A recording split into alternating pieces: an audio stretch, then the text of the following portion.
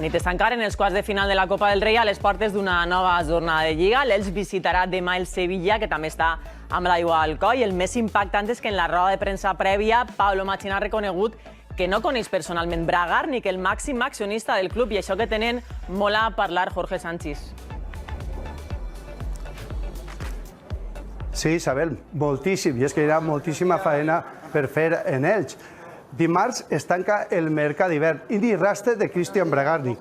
Machín ha dit avui que amb l'eixida de Roger al Cádiz l'equip està molt més debilitat, sobretot en la part davantera, on té 3 davanters. I del cas Malsa no sap com van les negociacions.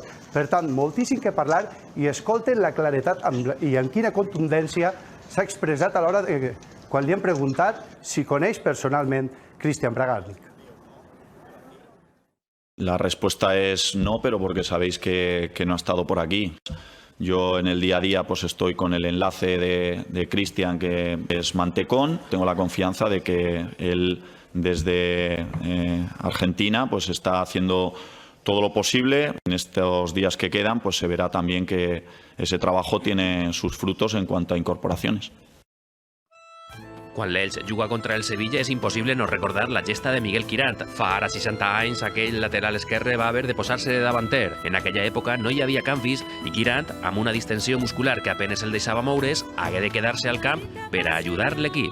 El entrenador pues, va a decir que si podía o no podía, pues póngase delantero centro y distraiga la defensa. Y yo, pues como era un poquepillo, pues vaig fer. Era desembre de 1963. Aprofitant la seva astúcia i malgrat una forma física evidentment minvada, va fer els 2 gols de la remuntada. Cada coixo coixeja d'una forma, però jo era un coixo distint.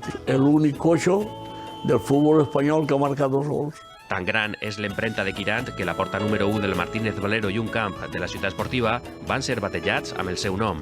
Així i tot, si ben en temps difícils, Quirant té clar el major patrimoni de l'Elx. L'afició ha sigut incondicional de tota la vida i avui continua sent incondicional.